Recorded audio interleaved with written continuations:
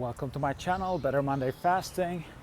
In today's video, I'll be talking about my carnivore diet.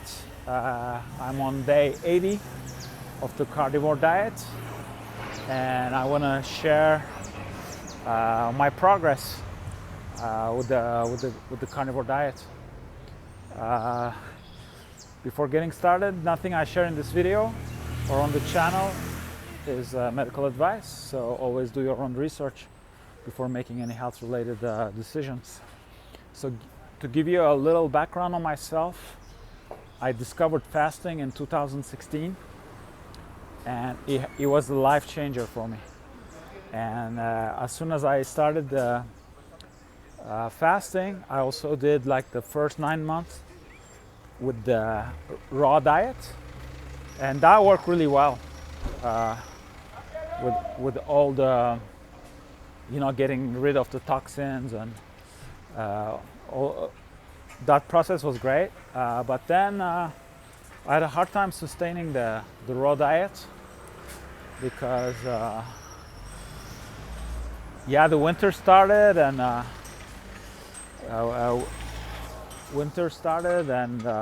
it wasn't sustainable for me because we also used food as for comfort, so after that I kind of came back to normal. I did several like 2-3 months of not consuming animal products. That too worked really well for a while, but then I would plateau. I'll be full. I'll be eating like 3 plates of non-animal food, but I wouldn't feel like I was satisfied. So I had some attempts of frugivore diet. I couldn't sustain it for more than a week. Then I discovered the ketogenic diet, and that was a breakthrough for me, because with the ketogenic diet, I stayed on the ketogenic diet for 2 years, and in combination with fasting, it worked great. Because one of the problems I was having is while I was fasting, I will get this great mental clarity, but as soon as I will come back to eating, it will be like a crash, so I wouldn't have that mental clarity anymore, and it was kind of depressing, because I will be really inspired intellectually and with life plans and all that during my fast, longer fast. But as soon as I will come back to eating regularly, then I'll be a better version of myself. And so when I discovered the ketogenic diet, that was that kind of, I could keep that magic even when I was even during the eating periods. So that was really encouraging, and I kept that diet for 2 years. It was really it was really working well for me. So then what happened was that I was really interested in the carnivore diet. So once in a while I will lean my ketogenic diet towards carnivore, and do a couple days, and I will even feel better. It's lesser carbohydrate intake, and so I did that a few times, and then I decided to go on full-on carnivore. Then I did consecutive days, and then I was hit with some possibly oxalate dumping and diarrhea. So it was difficult. So I had to reintroduce carbs to my diet, but I did back and forth like that. I will do 3-4 days full on carnivore, then eat some potatoes, you know, and then come back. You do another 3-4 days of full-on carnivore, and so on. And that I did it like for 2-3 weeks, and then I eventually was able to go on full-on carnivore. And now it has been 80 days that I haven't consumed any vegetables. Well, it's still a little bit of a dirty carnivore what I'm doing, because I'm still consuming lime juice, tea, and coffee. And so those are the things that I'm still consuming, and so that are not 100% carnivore. And also I'm consuming cheese, yogurt, butter, meat, and eggs. That's pretty much my whole diet. And so the transition was horrible, like really difficult to transition to carnivore. And once I was on the carnivore, you know, when it was bearable, but at first I had really low energy levels. I mean, in comparison to keto, low energy levels. My mood was done, you know, almost like a little depressed. My sleep was there will be certain days during the week where I'll have like a hard time waking up. You know, that feeling you want to stay in bed, and so it wasn't easy. But what happened was, like, every week it will get better. Every week, like, I could feel like an improvement. So then Ramadan started, and since it's been like 9 years that I'm fasting on Ramadan. So that was an extra challenge, and at that time I was in Asuncion, Paraguay, and it was still summertime, and I had a good routine there. I'll go to the sauna daily, to the gym daily, and to the co-working. So I didn't want to lose that, you know. So I did everything with the Ramadan fasting. So it was on a dry fast. So it was a little bit challenging, you know. You go to the sauna, you go to the gym, more like the gym, the sauna, and you work. So like those last 45 minutes to an hour of the fast will be intellectually a little bit challenging, and also not consuming any caffeine, you know, and still, you know, have to produce some intellectual work. Yeah, it was a bit challenging, but with the month of Ramadan too, you know, every week it will get better. I got used to. And then Ramadan ended, and now I'm in. So after Ramadan, I moved to Colombia. So now I'm in Colombia, and it's only getting better. So Ramadan ended. So my mood, my energy levels, they're already almost at the same level as when I was on keto. And now, like, things are getting even better. Like, I feel, I'm sorry, like there's a truck backing up. Lots of noise in the city. So yeah, I feel really like in peace. And what I love about Medellin is, like, it's always the same temperature. Like they say, it's the eternal spring, you know. And also it's on the equator, so you have 12 hours of sunlight and 12 hours of darkness. So it starts getting dark pretty early. And I don't know, like, here too I have my routine. and it works really well, you know, like it's like, and also that you always now like sun is shining, but maybe in a couple hours you will have like rain, and then sun will shine again. So then there's like this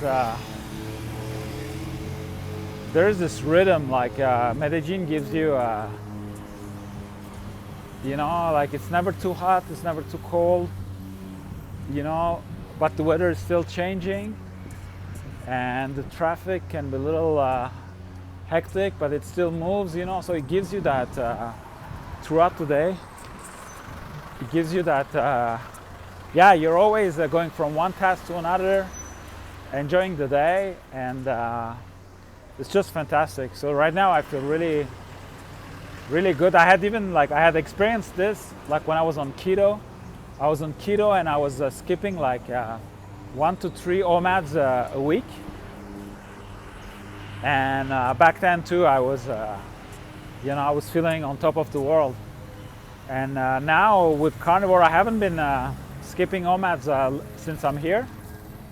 But yeah, I mean, it's just like, you know, I go to bed earlier than usual, and I wake up earlier than usual, and without any effort. With the mood is high, and no struggle. Like, yeah, it's great. Like, so it feels like everything is coming together, you know. Like, it feels like I'm reaping the benefits of the carnivore diet. And in 10 days, it will be day 90, and I will make a decision if I keep going with the full-on carnivore, or I introduce some fruits. I'm thinking more fruits, like avocado and berries. And maybe there's like, I used to eat my berries with this like coconut yogurt, like a treat. Maybe I'll do that and see how I react. So the problems I was able to solve, with the carnivore diet are, my skin got more clear than before. I mean, I also had like dark spots on the, well, I still have them, but on the nose, but it also got better. And I had this like scalp issue. I'll get like itchy scalp after eating. That's gone. I will produce like a flake-like material. That's gone. To a couple of exceptions, like I'll talk about that later. That's for the most part is gone. I had my right foot swollen constantly, like my left and right foot, they don't look the same, you know. Left foot more like with the nice arch and everything, without pretending to be a foot model, but the right foot a little bit swollen. That's gone. So my both feet, they look more symmetrical now. And digestion was at first it was a disaster. You know, it was like I had diarrhea, then I didn't go to the bathroom for 8 days, and then I started going every 3-4 days. But then eventually I started becoming regular and going to the bathroom every day. But it was I was like kind of like constipated, and but then every week that too improved. So now I have really good digestion. It feels good. Each time I go for number 2, it's like a relief. Like everything feels right. So yeah, carnivore, it's really powerful. It's not easy, or it hasn't been easy for me, but it does. I mean, there are concrete proofs that it's healing at a deep level, you know.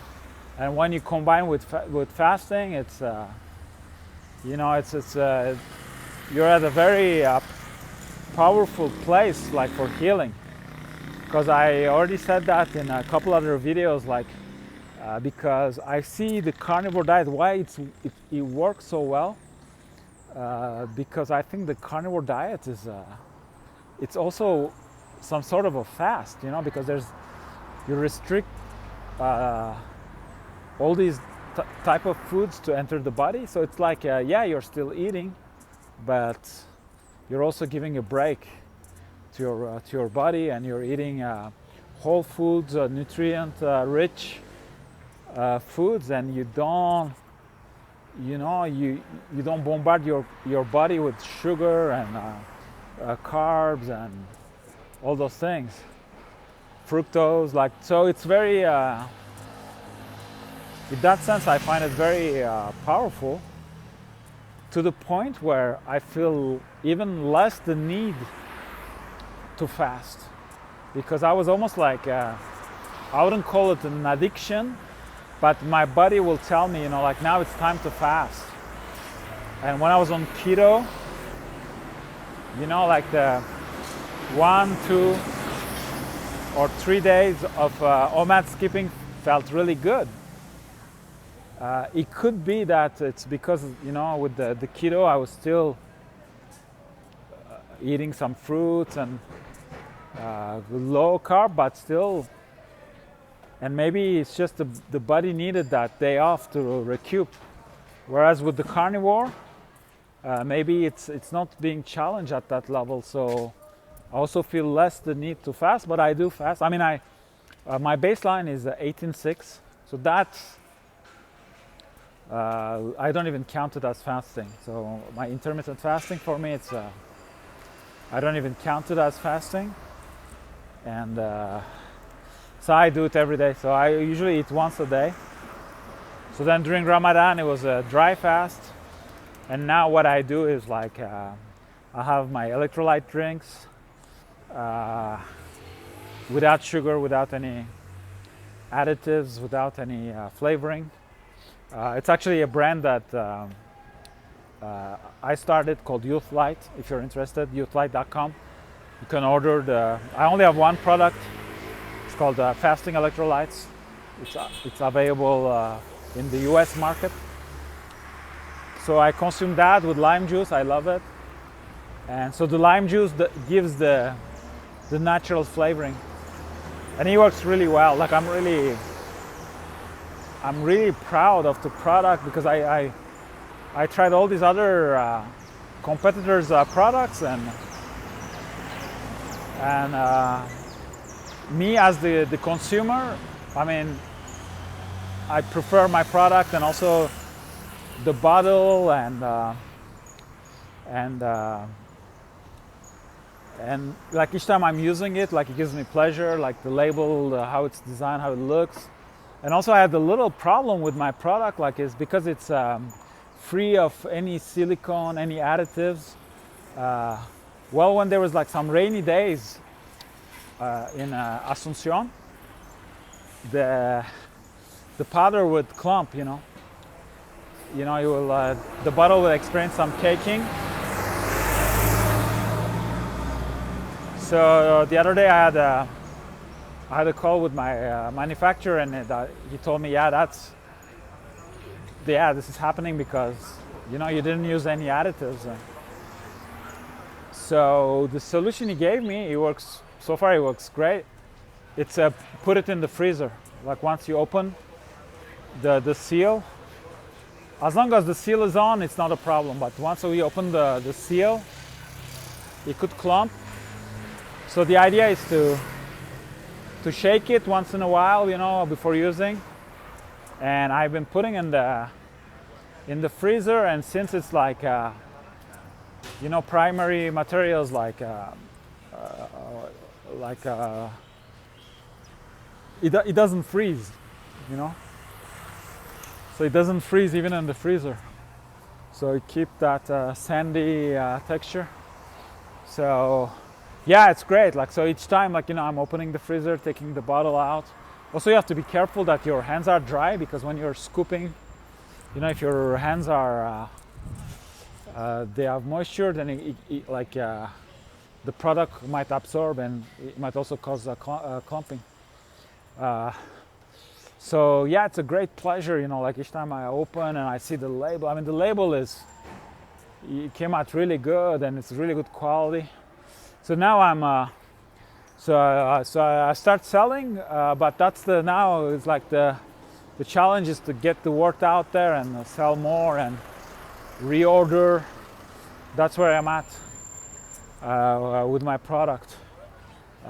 So I'm working with a, you know, meta ad expert from Sweden. So we're gonna launch. Like I had some, I tried to do some myself. I hired one guy and it was a disaster. And now we're trying. Like, I mean, there's a logic behind it. You know, you have to. It's not just you put an ad and you put money, and you know, you have to have a target audience, and also you have to collect, you know, with what they call the pixel. You can also do it server side, you know. You have to collect the information on your users and understand where, you know, understand if they're abandoning a cart, what might be the reason, or what makes them, what converts better, what doesn't, like all those little things. It's very, yeah, I mean, there's a science behind it. And also in the business-wise, so the thing is, like, when I started my business, even before going on, you know, choosing fasting as a business, I was like, because back then when I took a course on how to sell on Amazon and all that, I mean, everybody was, you know, buying in China and selling in the US or Europe, you know, that was the, but I knew that was in early 2024. But I kind of had the feeling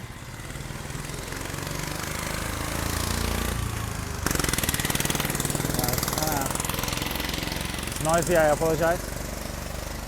I kind of had the feeling that the current US president will be elected, you know. So, because I'm really into geopolitics, I follow also the nature of the person I am, because I was born in Turkey, grew up in Europe, lived in the US. Now I have been living in Latin America for 8 years. So I speak 4 languages and I lived in all those places. So yeah, I like that geopolitic gymnastics, the workout, it's really, yeah, I'm equipped for it.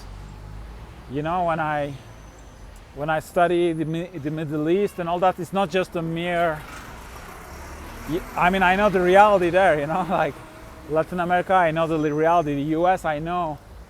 As a musician, I almost played in every state in the US. So when they say Midwest and stuff, I have an image, you know, like it's not a stereotype. And also when you come from Turkey, like, I mean, geopolitics is not a hobby, you know, like you kind of have to, because it affects you, because all the countries around you are, yeah, it's like, most of them are dangerous places, you know. I mean, there's all this, like, it's not, yeah, it's not like you live in, because I also grew up in Switzerland, like it's very different. It's a very different, although now even, I mean, Europe, it might change too, like geopolitically. But all that to say that I had the feeling that, so the current US president will be elected. So I was like, you know what, I'm gonna make a product that is made in US. Because all the tariffs and all, like, I anticipated all that, you know. And everything, you know, like worked out the way I planned. So, but surprise, yes, my product is made in the US, but I was talking to my manufacturer and he's saying that, well, the raw materials, they're not from the US, you know, they're imported. So So then I'll be affected too, you know. So then he was like, oh yeah, if you wanna, you know, stock up, now is the time, because yeah, it might get more expensive. But for my product, I mean, I still have a little bit of faith that it's very simple, like materials, the raw materials. I mean, in the long run, like, I mean, if a country cannot produce those materials, I mean, what can it produce, you know? So I still have a little bit of faith in that sense, that maybe they'll find a solution, or it won't be as, because I mean, now I'm hearing like entrepreneurs, they're like, oh well, I ordered for 30 grand of goods from China, and now they wanna tax me. They want to tax me 100% or 100, even more than 100%. So imagine yourself, like you already invested 30 grand, you know, and now you have to pull out another 30 grand. I mean, it's like, it's very must be very difficult. So kind of the luck I have is just that it took me, because my stock is full, because I was having a little bit of hard time selling. My stock is full, and my product is still made in the US, so I have no border to cross. But for the next batches, yeah, it's probably going to affect me. So we'll see when that time comes, you know. Yeah, I'm hoping that it's not going to be, because if it's 100%, yeah, I don't know. But since, I mean, everything's going to be, since everything's going to be affected, so I won't be the only one. That's the only thing that kind of makes me feel good for the moment. But yeah, we'll see. So that little tangent on the business side of things, but that too, like, I mean, I've been very with the Carnivore, like, I've been very yeah, enthusiastic and energetic, and you know, like, still learning. I'm a young entrepreneur, even though I'm not a young person, but I'm a young entrepreneur, and still learning. And yeah, Carnivore has been great, like, because I have this peace, you know, inner peace. Now I'm getting the energy back, and everything is, I mean, I can feel that my body is less inflamed. When it's kind of a bold statement to make it like that in the air, but like, that's how I feel it, you know, like I feel like yeah, I'm in peace, you know. I don't have reactions and all those things. So yeah, like, for now, like, the Carnivore has been working great, and here I've been back to the gym.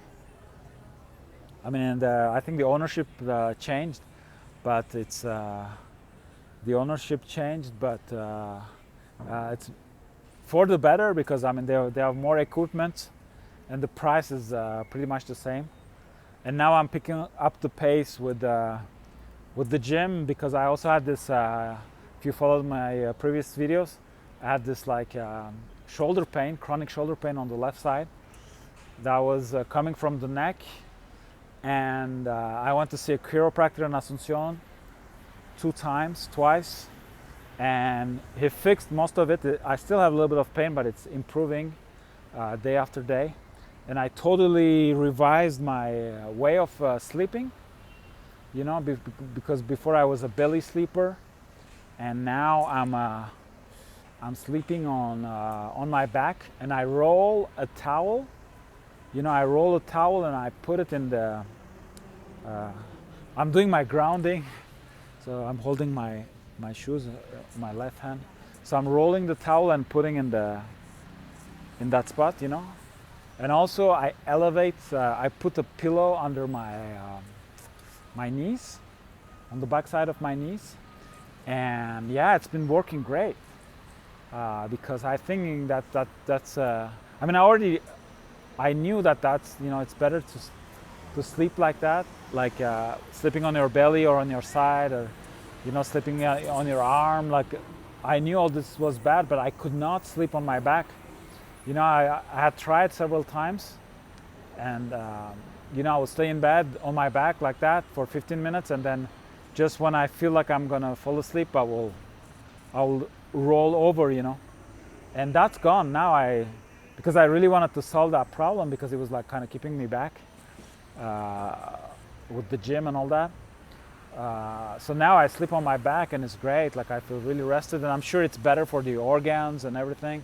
And now that I'm elevating the knees, I think that's also helping. It's helping me recuperate.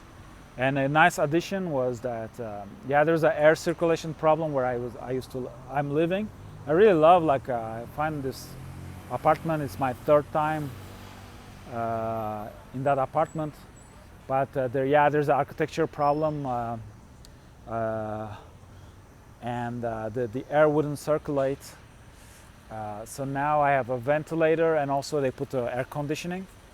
Yeah, air conditionings are not common in Medellin because you don't really need it, and, you know, electricity is not cheap like in Paraguay. Here it's pretty expensive. But with the air conditioning, it's great. I mean, I'm having great nights of sleep and recuperate, and yeah, can't believe it. Like, that's why I love Medellin. Like, people are asking me, like, because it's my 5th time here, you know. People are like, but what do you do there? You know, like, haven't you seen it all? And the funny thing is, like, I haven't done any tourism here almost, like, you know. It's my 5th time, but it's just like I come for that routine. It's just that my routine is great. So, yeah, it's like a tennis man who's, you know, maybe it's better on grass, so he's gonna go to Wimbledon, you know, because he knows it's better on grass.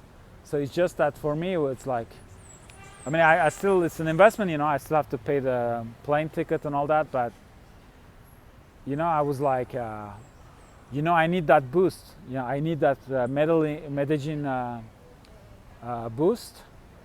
And, you know, I'm here, it's been a week, and I'm already on top of the world, you know. So it's very interesting, those things, like, so for me it was almost like a business investment. Even though I had the greatest, you know, I had a great routine. I have a great routine in Asuncion over there too. Like, things work really well for me, and now I live in this neighborhood where I can walk pretty much everywhere. Even though it's not a walkable city, but I managed to have a walkable routine there. And so also in Paraguay, I have a good routine, and I feel really in peace there. Like, because also there's less noise, and people are really nice. There's no toxicity. Like, I don't feel any toxicity in Asuncion, so it has those advantages. But sometimes it gets really hot. That's might be for productivity, that might be the little concern. Sometimes it gets really hot. But other than that, so yeah, for my future, that could be, you know, my 2 spots when I have to focus on business, you know. You know, Asuncion, well, I have residency there now. That's my primary spot, but once in a while do like little shots of Medellin. Could be great, because I get great energy, great routine here, and then when I'm going to go back, I'll be really happy to be here, or to be in Asuncion. So it could be a good dynamic like that. And so yeah, that's about it for the vlog on the 80th day of being on carnivore diet. Oh, a little, yeah, I mentioned in the middle of the video a little thing with the scalp. So with Carnivore, I solved like to 100% this like scalp issue I was having. My scalp producing like skin-like material. And then once I had this mozzarella cheese that I melted. You know, I made it like I put it with my eggs. So I kind of made this like a carnivore pizza, maybe, I don't know. And when I did that for one day, I experienced a little bit those flake-like materials coming back, and then it went away. And here, because here, I mean, it's just like the health food stores are just amazing, you know. You can find, I mean, there are so many like digital nomads from the US, Europe, and all that. So there's all like you can find pretty much all you want. You know, now I'm cooking with this black salt. So I find this, even though I wasn't able to find, I really love the ceremonial matcha. It's, you know, the ceremonial matcha has almost this like pistachio color. So I wasn't able to find because the company that was producing it, like they moved out of Medellin. I mean, I could still order it, they're still in Bogota, but I found another one that is not completely ceremonial, but it's less sour than your regular matcha. So I wouldn't, yeah, it's been like 3 days or so, like I've been consuming matcha.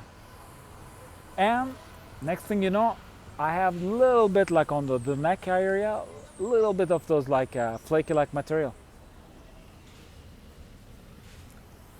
So I really don't know, because I was convinced that it was sugar related, you know, but it might be something veggie related, or maybe those, I mean, what's common between matcha and mozzarella cheese, or it could be some maybe they put some additives, you know, like there's something. Yeah, it's really hard to, but I wouldn't say that, you know, I flared up and it came back again. No, it's really subtle.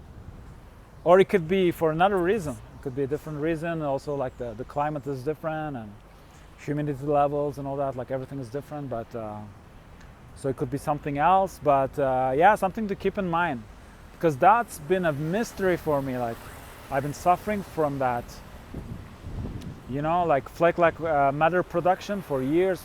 And with keto, it got better. Then with carnivore, it's gone. To the exception of those two things. So like, even though I solved the problem, I want to know. I mean, I want to know if it's sugar related, or if it's leaky gut, or so, like maybe it's something. I mean, obviously, it's like the body is reacting, like the body is trying to eliminate something. That's how I perceive it. So why with carnivore it doesn't happen? So it's like, it could be that carnivore maybe healed my gut, or it's just that I'm not consuming, nothing is healed, but on that level, but it's just that it's just that yeah, the bad stuff is not getting in because I have a restricted diet, you know. So yeah, that's the journey, what it's about. Like I'm doing all those things like to learn and then share, you know, write books and make videos, shoot videos like this. And here we have a little friend. Oh, he's gone. And yeah, so that's my strategy. Like I stay away from you know, oh, this is good, this is bad, like so-and-so doctor said that, and so-and-so guru said that. I stay away from that, and what I do is like when something sounds good, you know, like the carnivore, I try it on myself, and then I say, you know what, you know, I was feeling like that before, I did it, and now that's how I feel. That's the result I got on myself. So that could inspire you, but I mean, it doesn't mean that you're gonna experience the same thing, but at least I know that for me it works or it doesn't work. Like I know it for sure. So I don't stay in the realm of theory and speculations, you know. So I'm like, okay, this I know.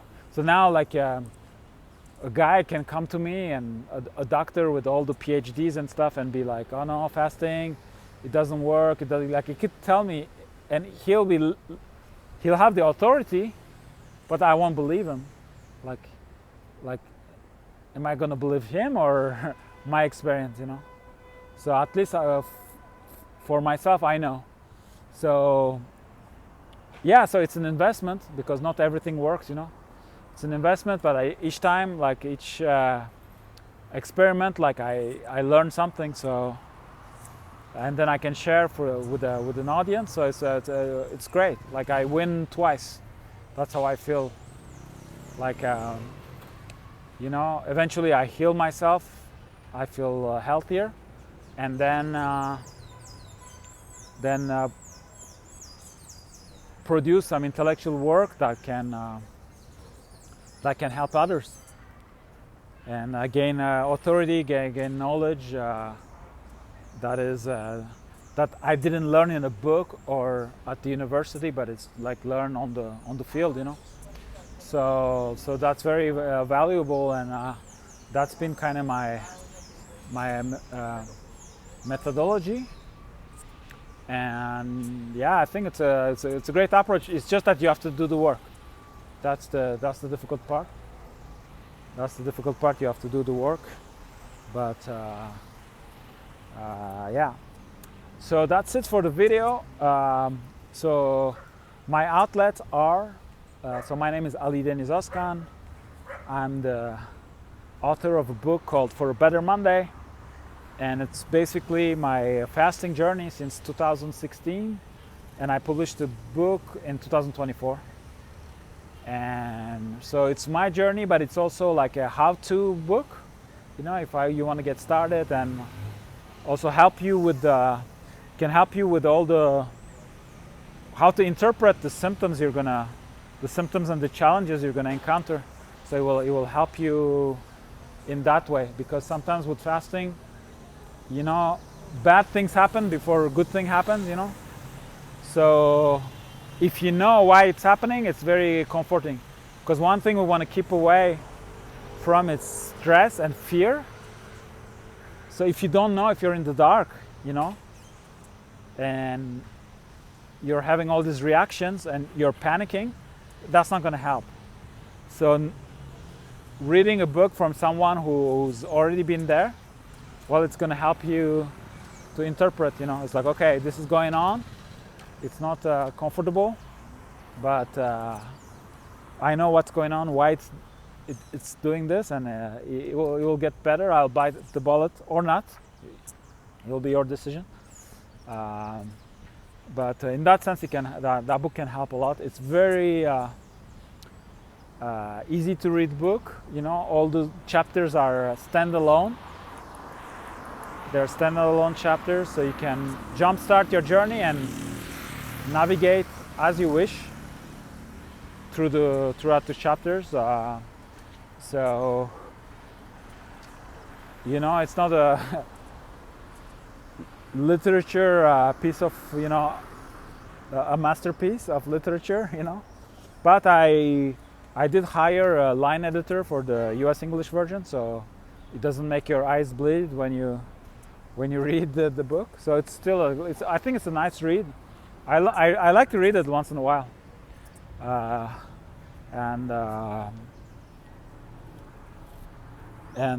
yeah. So that's one of my outlets, like the book. Then I have the product I talked about, like the fasting electrolytes. I mean, you don't have to use electrolytes, and you don't have to use my brand.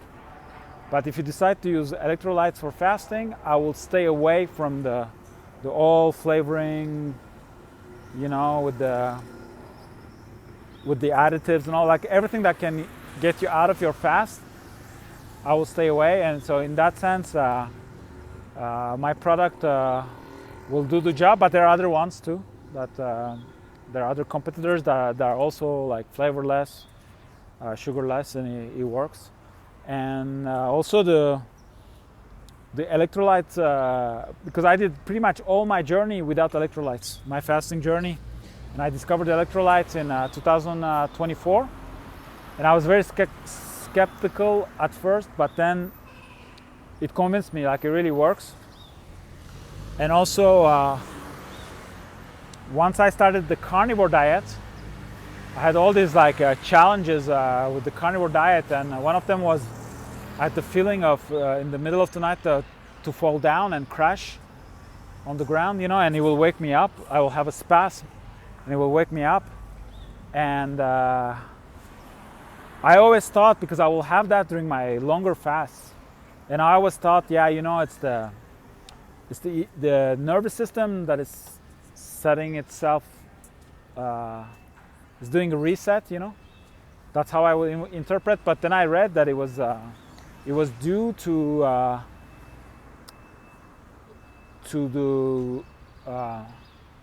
the kidneys not holding enough electrolytes. So I doubled my electrolyte intake with my product, fasting electrolytes from YouthLyte. Just putting that. And yeah, it just that feeling of falling down disappeared. Isn't that very exotic shot? You know, palm tree here. Yeah, that's life. That's Latin America. That's why I live here and not in Switzerland. Yeah, I love it. It makes me happy. Like palm trees, even like, you know, I mean, those are, it's at the entrance of a mall. So they were probably like planted, but yeah, it makes me feel happy. So that's my second outlet, the fasting electrolytes, and it's available in the US. You can order it from our website, YouthLyte.com. And yeah, it's a great product. Like I've been using it for 3 months. Could be, yeah. And I love it. I mean, I'm not saying because it's my product, but like I love it. Like not only the powder, but also like taking the bottle and seeing that label, and you know, because I had my competitors, it was like in a pouch, and the seal of the pouch after a while it doesn't work, so you have to put it in a plastic bag, and yeah, it's not like it's a little, I mean, you can then put it in a container. I mean, there's all these solutions. Like it's not to talk bad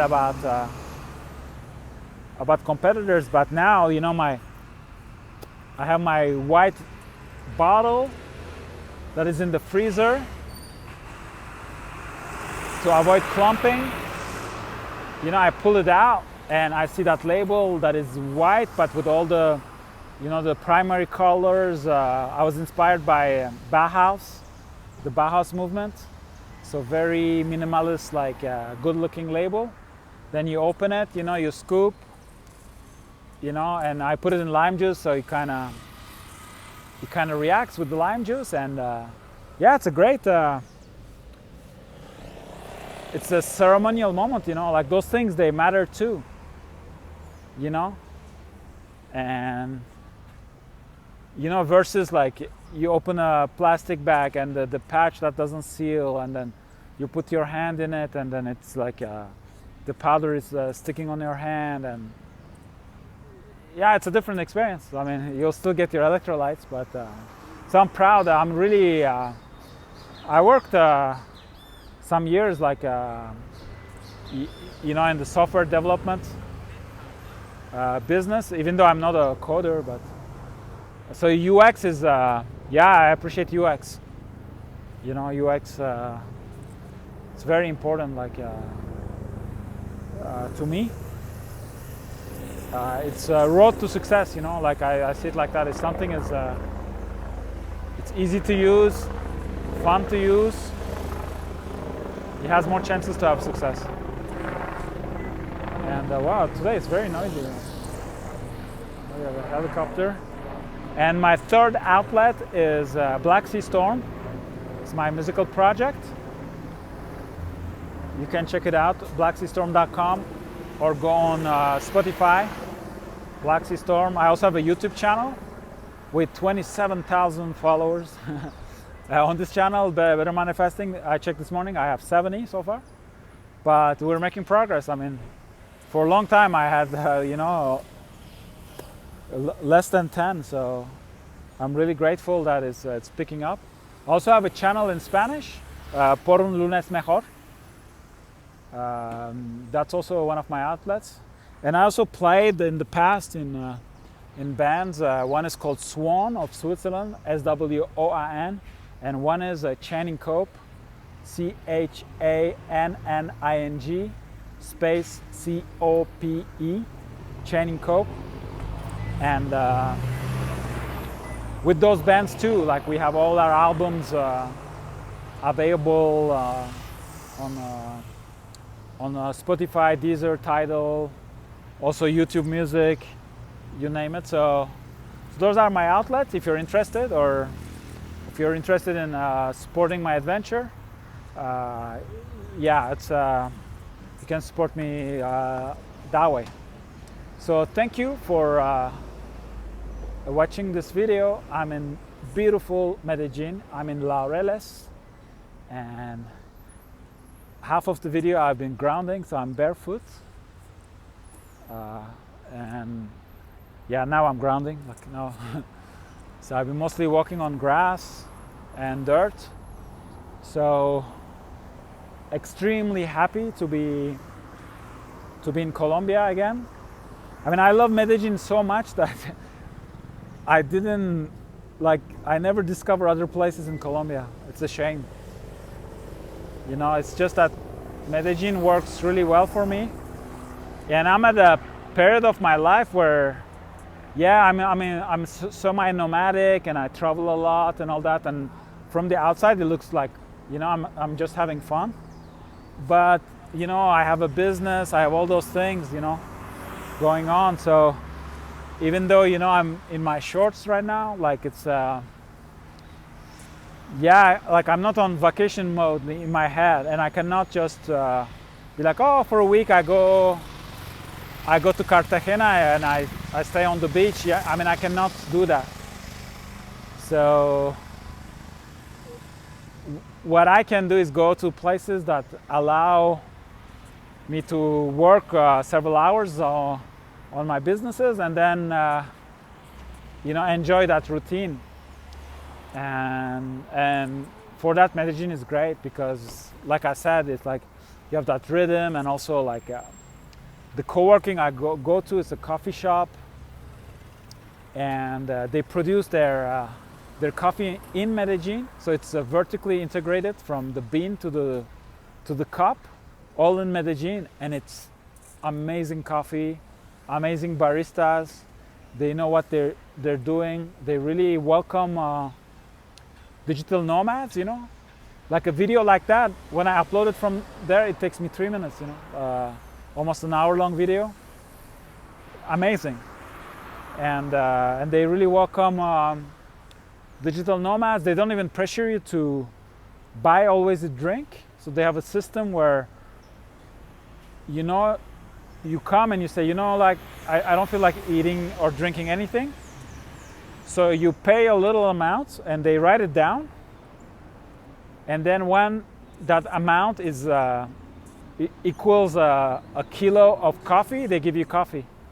So they use coffee as currency. It's beautiful. Like, I love it. Like, because sometimes I'm fasting and, you know, I go in the morning, so I don't want to, for me now it's really awkward to wake up and drink something or eat something. It's like,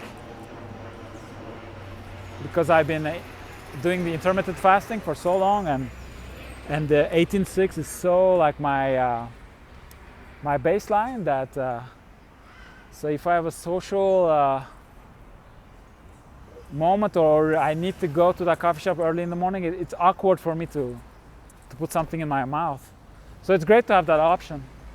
So yeah, those things are also, you know, like they bring you the coffee. Everywhere I go, like in Paraguay and Mexico, I try to communicate that idea. So that place, since it's like it's focusing on digital nomads. So if you order a double coffee, they put the coffee in a thermos. And I use coffee as a tool, you know, to help me focus. So I don't like to put, you know, if they serve me like a cup, well, it's gonna get cold, you know. Like what I do is like, from the thermos, I put like a few sips into my cup, and I use it like that, you know. And then I keep the coffee. So I will maybe drink that double coffee in 2 hours or so, you know. And then I order another one. So if I'm gonna be working for 4 or 5 hours, and I always have hot coffee, and I don't crash with the caffeine, because I don't like, you know, rush to drink and have a peak and then cry, you know. So I use it like that, like so. So for a digital nomad, it's like a tool, and those guys they understood it. I kind of don't want to say the name of the place because it's already very crowded. Like it's very selfish. I mean, I should give the shout out to them, but it's already pretty hard to find tables. So I don't want all the digital nomads of Medellin go there. But yeah, it's a great it's a great Photoshop coffee shop, and I don't know what Freudian slip was that, but I have to analyze it. That was interesting. So yeah, that's great. And you know, I've been killing myself to tell people how they serve coffee here. And there's this Colombian guy in Paraguay, and he did it. He did the same presentation, but it's not a thermos. Like he puts in a glass Hario, and he brings you on a like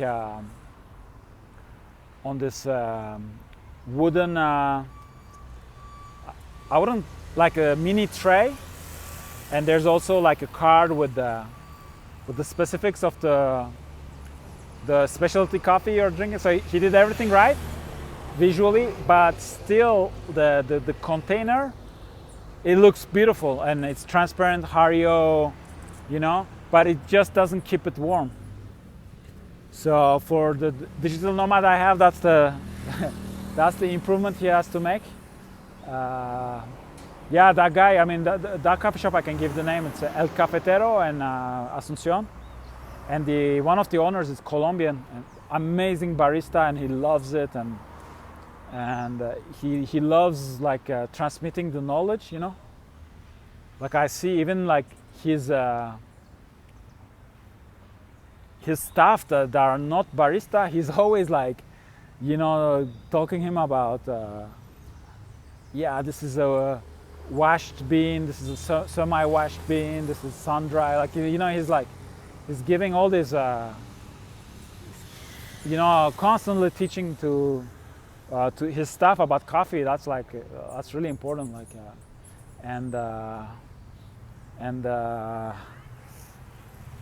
and he brings the coffee from Colombia, which is pretty rare in Asuncion.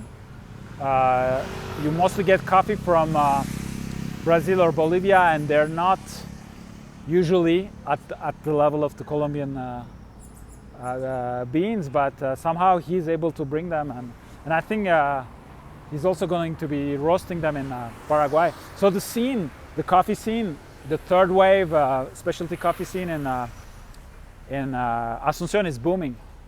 Obviously, it doesn't have the level of Colombia or Seattle or Portland, but it's booming and it's exciting and it's all good vibes. You know, they have, you know, AeroPress competitions, cupping competitions, and it's so fun. And since like Paraguayan people are so nice and friendly and family oriented, I mean, those competitions, they're like, it's like a party. It's like a party. The AeroPress party was like amazing. A party, like the competition. Yeah, it's really good. It's really good vibes, and also like we're at we're at the moment where, you know, it's still everybody loves everybody. You know, those businesses, they're not. I mean, they're in competition, but you know, there's respect and they learn from each other and they support each other. it's not like you don't see the coffee shop war yet, and I hope it will never happen, because it's gonna grow. It's gonna grow. Like there's so much room to grow. There's enough room for everyone, I think. And since the city is booming, it's just gonna get better. But after a while, yeah, it might get toxic. But at the moment, it's the opposite. It's really not toxic, and yeah. So that's it for the coffee tangent. Yeah, this video is getting pretty long. Thanks a lot if you watched it so far, and I hope to see you in another video on the channel or on my other projects channels, or on Spotify with music. So thank you for your attention, and thank you for watching the video, and have a good one.